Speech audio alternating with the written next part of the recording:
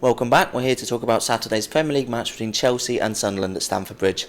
Pascal, once again, there's only one place to start. Chelsea, ninth league defeat of the season last time out against Leicester. Well, yeah, it was a massive game on Monday night, wasn't it? Billed as like, the tables have been completely turned. Leicester, they were bottom last year, Chelsea were top, and it's completely different this season. And Leicester went into that game full of confidence, and they played really well, I thought. Chelsea, again, not at the races. Hazard going off injured in the first half, and Mourinho sort of looked like he wanted to keep him on the pitch, and then one of the Chelsea players just kicked it out. Let's get Hazard off. He's not interested in this, and just the attitude's not there at all, which is the complete opposite to Leicester. They were full of confidence, and the opening goal again, Mahrez to Vardy, that combination's been so lethal this season. And you can look at the Chelsea defending and say it wasn't all that great, but I just thought it was a fantastic cross. The movement, he just stole a march on Zuma, who was a little slow to react, but then the first time finish on the volley. I think you've just got to give credit to Leicester for that goal. And then the second one from Mahrez again.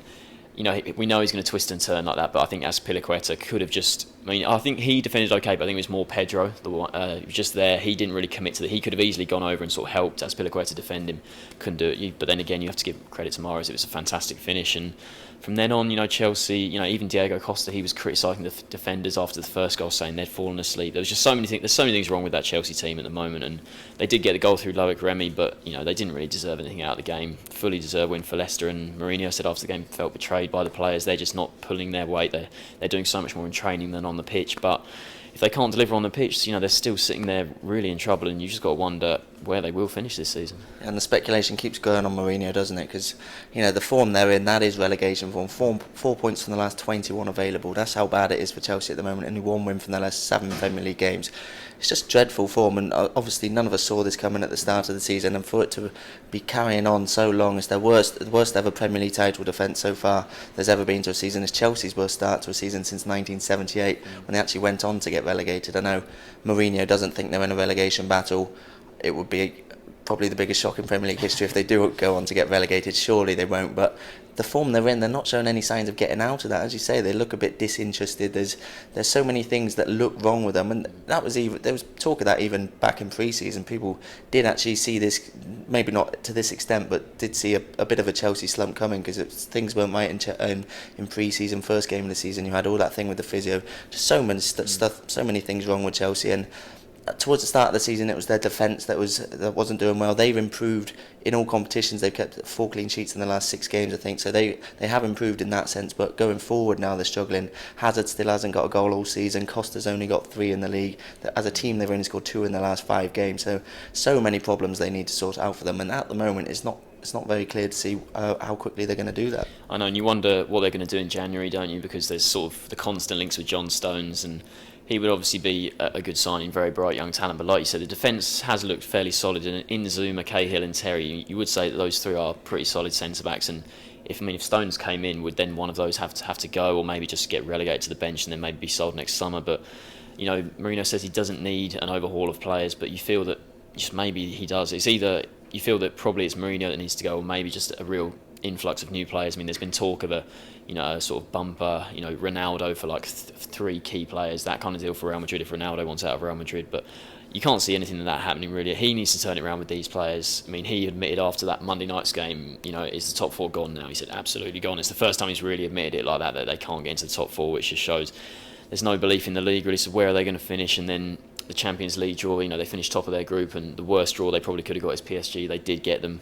who they had last season. They lost on away goals. They've got them the last 2 years, actually, quarterfinals 2 years ago, and then last year in the last 16. And both times away goals have separated them, so it's been very, very close. And considering where they are in the league now, the Champions League is their only real hope this season for success. And if they can get into Europe, because if they win the Champions League, obviously they get in again. But so that's a massive game against PSG, but for them to draw PSG when they could have got a lot easier teams, it was a real blow, and you can't really see them beating PSG over 2 legs in February. But that is in 2 months' time, to be fair, so maybe things will have turned around by then. But yeah, the way things are going, it'd be interesting to see what they do in January, because a lot needs to change, and I can't really see Mourinho lasting that much longer with Sunderland and Watford, their next 2 home games. They need 6 points out of 6 there. If they don't beat Sunderland here, he might not even be there for this game against Sunderland, according to reports. But if they don't beat Sunderland, surely he's got to go. Yeah, after the defeat to Leicester, Frank Lampard made the point that he wouldn't see much benefit of sacking Mourinho, and I can see that point, because the league is a write-off now. They're not going to win the league for sure. They're 20 points behind, and they're a long way behind the top 4 as well. So I think probably even the top 6 might be even beyond them already this season. Champions League is the only thing they've really got to fight for, and the FA Cup when it comes in January as well. So this season's probably a write-off, and then you'd look rebuilding for next season. He's had a poor season this time around, but Mourinho is still probably one of the best managers of all time, so who would you rather in charge?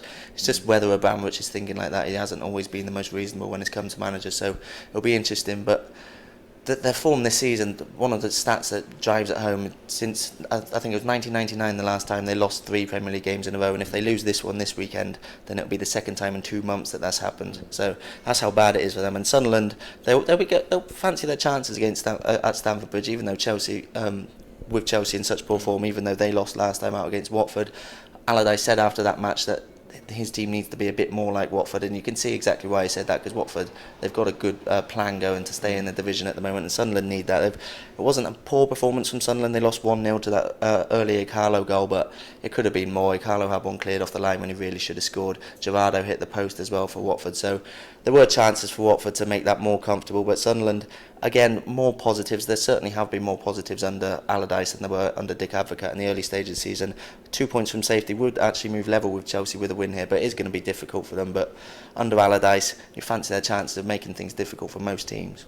Yeah, and I think the thing of Sunderland is they do need to get some wins together, because you look at what Bournemouth and Newcastle have done in recent weeks. They've had 2 tremendous wins, both of them, the last couple of weeks. And Sunderland, you look at their fixtures coming up, they've got similarly difficult fixtures. I mean, Chelsea away, not as difficult as it probably should be, but then City away, Liverpool at home in their final 3 games of 2015. Then they've got Villa and Swansea, their first 2 in the new year, which are obviously going to be massive games. But if they can get some points from these next 3, maybe even nick a win against one of these teams, obviously Chelsea probably the easiest of the 3, it would be huge, because the way Bournemouth and Newcastle are going, they're starting to pull away. Obviously Villa still rooted to the bottom there, but the thing with Sunderland is they have got the worst away record in the Premier League this season. 4 points, 21 conceded.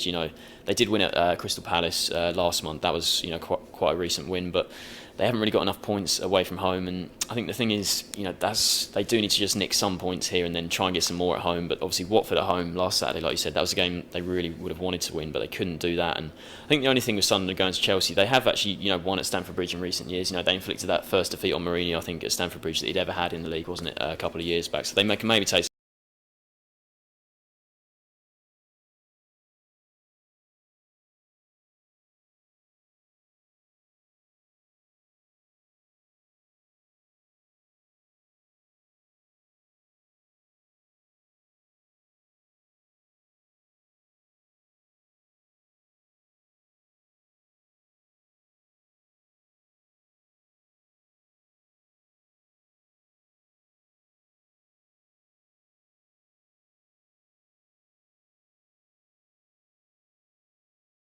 Entire managerial career, so I can see a Chelsea victory. Obviously they've surprised me a lot of times so far about how poor they've been, but I'm going to go for a 2-0 Chelsea victory, so both going for Chelsea to win this one.